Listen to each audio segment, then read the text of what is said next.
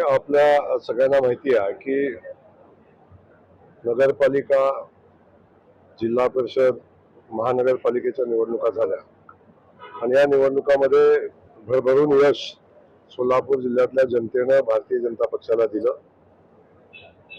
एक हाती सत्ता महानगरपालिकेमध्ये भारतीय जनता पक्षाची दिली, ना भूतो न भविष्यती अशा पद्धतीचं यश जिल्हा परिषदेच्या निवडणुकीमध्ये सुद्धा भारतीय जनता पक्षाला मिळालं आणि 30 वर्षाच्या इतिहासामध्ये पहिल्यांदा भारतीय जनता पक्षानं स्वतःच्या ताकदीवर थोडी मोठी सदस्य संख्या निवडून आणली.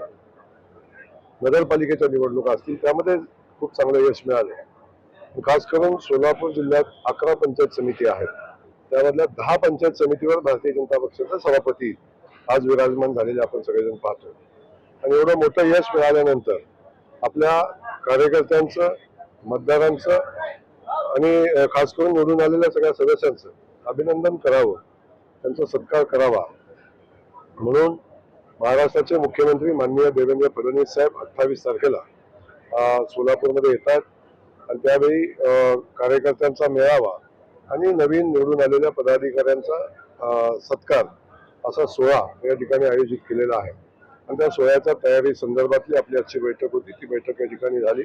सगळे नगरसेवक, सगळे जिल्हा परिषद सदस्य, सगळे सभापती, आमचे सगळे नेते त्या बैठकीला उपस्थित होते आणि एक चांगला आणि एक मोठा आनंदोत्सव साजरा व्हावा या पद्धतीचं नियोजन करण्याची आजची बैठक. राज्य सरकारी कर्मचाऱ्यांचं आंदोलन सातत्यानं सगळ्याच लोकांच्या प्रश्नावर तोडगा काढायचा प्रयत्न करत असतं. आरोग्य कर्मचाऱ्यांचाही या प्रश्नावर तोडगा काढण्याचा प्रयत्न सरकार करतंय आणि लवकरच तोडगा निघेल आणि असे काही नवीन प्रश्न उद्भवणार नाहीत याची काळजी सरकारच्या वतीनं घेतली जाईल. परंतु सगळ्यांनीच आपण या सगळ्या आंदोलन करत असताना व्यवस्थेवर ताण होणार नाही किंवा विद्यार्थ्यांचं नुकसान होणार नाही याची सगळ्यांनी काळजी घेणं आवश्यक आहे. सोलापूर जिल्ह्यातील मनोहर बाबाला अटक करण्यात सोलापूर जिल्ह्यामध्ये मनोहर बाबांना अटक आता झालेली आहे. त्यांच्या अनेक कारणाने आता समोर येत आहेत. आपण खरात बाबांचा प्रताप पाहता पाहता आता दुसऱ्या बाबांचा प्रताप आपण पाहतोय. असे अनेक बंधू बाबा सध्या महाराष्ट्रामध्ये आहेत. अशा सगळ्या बंधुबाबांना शोधून कारवाई करण्याची भूमिका माननीय मुख्यमंत्री देवेंद्र फडणवीस साहेबांची आहे.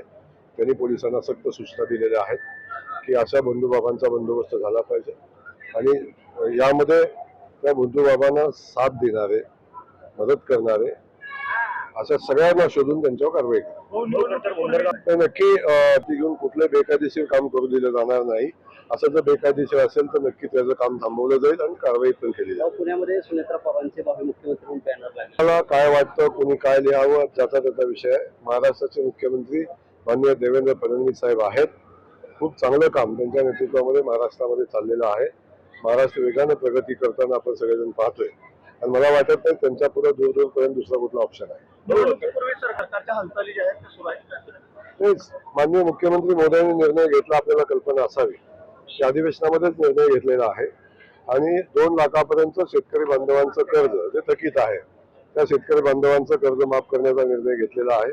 लवकरच त्याची कारवाई चालू होईल. जी लोक नियमित कर्ज भरतायत अशा लोकांना सानुग्रह अनुदान 50,000 रुपये देण्याचा निर्णय घेतलेला आहे. त्याची प्रक्रिया चालू आहे. त्यामुळं जो शब्द माननीय मुख्यमंत्री मोदयांनी निवडणुकीमध्ये दिलेला होता त्या प्रत्येक शब्दाला न्याय देण्याची भूमिका, तो प्रत्येक शब्द पूर्ण करण्याची भूमिका महाराष्ट्राचे मुख्यमंत्री महोदय घेताना आपण पाहतो. शिवभक्त म्हणून छत्रपती शिवाजी महाराजांच्या बद्दल प्रचंड अभिमान आम्हाला आहे. आमच्या सगळ्यांच्या दृष्टीने ते आमचा मान, अभिमान, स्वाभिमान, आमचे दैवत आहे आणि अशा छत्रपती शिवाजी महाराजांच्यावर असं कुठलंही वक्तव्य करणं योग्य नाही. आणि माझी सगळ्यांनाच विनंती राहील, खास करून बाबांनाही विनंती राहील की त्यांचा अध्यात्माचा मार्ग आहे, त्यांनी त्या अनुषंगाने त्यांनी काम करावं. छत्रपती शिवाजी महाराजांच्यावर अशा पद्धतीचे वक्तव्य त्यांनी करू नये. शिवाजी कोण होता मी सांगितलं आपल्याला. काय व्यक्तिगत कोणाचा काय विषय होतो त्याचा व्यक्तिगत विषय आहे. तर महाराजांच्या बद्दल अवमानकारक लिहिणं, महाराजांचा एकेरी उल्लेख करणं हे बिलकुल चुकीचं आहे. अशा पद्धतीचं वर्तन कोणाचंही असं तरी खपवून घेतलं जाणार नाही. सगळ्यांनी काळजी घेतली पाहिजे. छत्रपती शिवाजी महाराजांचा मान, अभिमान, स्वाभिमान आहे. त्या बाबतीत कुठली तडजोड होणार पुस्तकातलं जे नाही, मला या संदर्भातली माहिती नाही, परंतु मी सांगितलं तुम्हाला की छत्रपती शिवाजी महाराजांच्या बद्दल सगळ्यांनी आदराने बोललं पाहिजे, त्याचा उल्लेख पण आदराने केला पाहिजे, त्यांचा अनादर होऊ नये अशा पद्धतीच्या भावना आमच्या सगळ्यांच्या आहेत, शिवप्रेमींच्या आहेत. त्या भावनाचा आदर सगळ्यांनी केला पाहिजे. शिवाजी नाही, या संदर्भात आपण सातत्याने बघतो की सरकारच्या वतीनं प्रदूषणावर मार्ग काढण्याचा प्रयत्न केला जातो. अनेक प्रकल्प त्या दृष्टीनं होताना आपण सगळेजण पाहतोय.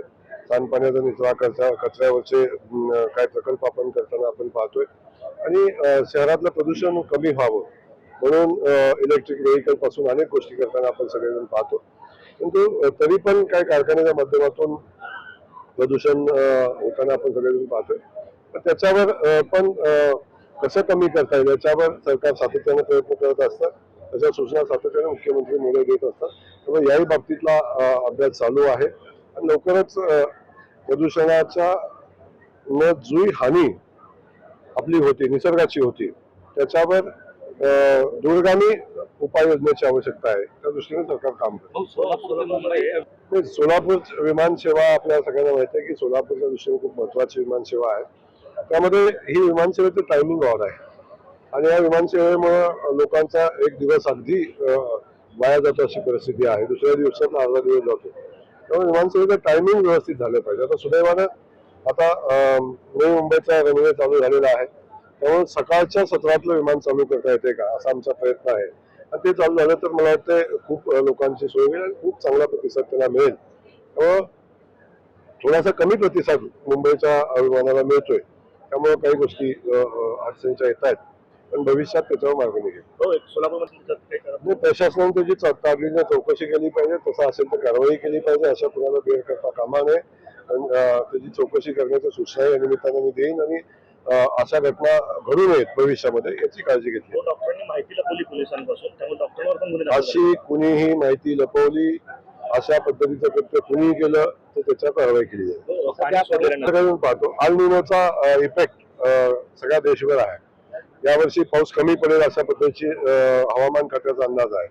त्यामुळे शासनाची सातत्याने भूमिका आहे की पिण्याच्या पाण्याचं नियोजन करा. 30 ऑगस्ट पर्यंत लागणाऱ्या पिण्याच्या पाण्याचं नियोजन करून मग पाणी वापर शेतीसाठी किंवा अन्य कारणासाठी करावा अशा पद्धतीची भूमिका शासनाची होती. मी तातडीनं कालवा समितीची बैठक घेतली होती आणि पाणी सोडण्याचा निर्णय आम्ही घेतलेला होता. पण त्या निर्णयाला शासनाची मान्यता मिळाली पाहिजे. अल निनोचा इफेक्ट असल्यामुळं अशा पाणी सोडताना शासनाची मान्यता घ्यावी अशा सूचना सरकारच्या होत्या, म्हणून मी स्वतः त्याचा फॉलोअप घेतला. जलसंपदा खात्याच्या मंत्रालयाची मान्यता घेतली, मुख्यमंत्री मोदयांची मान्यता घेतली आणि तातडीने पाणी चालू करण्याचा निर्णय घेतला. मला वाटतं 2 दिवसापासून पाणी चालू आहे. तेव्हा आता शेतकऱ्यांना दिलासा मिळेल आणि भविष्यामध्ये माझी विनंती शेतकरी बांधवांना आहे की थोडं काटकसरीने पाणी वापरायला लागेल. चालू वर्षी थोडंसं दुष्काळ सदृश्य परिस्थिती निर्माण होईल किंवा दुष्काळी परिस्थिती निर्माण होईल अशी वाकीत हवामान खात्याचं आहे. त्यामुळे आपल्याला काळजी घेणं आवश्यक आहे. अपात्र असलेल्या लाडक्या बहिणींचा 11 कोटीची वसुली समजत नाहीये. ज्या लाडक्या बहिणी पात्र आहेत त्यांच्यावर कुठलीही कारवाई होत नाही. पात्र नसताना ज्या लोकांनी लाभ घेतलेला आहे त्या पण आमच्या लाडक्या बहिणीच आहेत. पण कोणी सर्व्हिसला आहे, कुठं पदावर आहे, ज्यांना लाभ घेणं अपेक्षित नाही.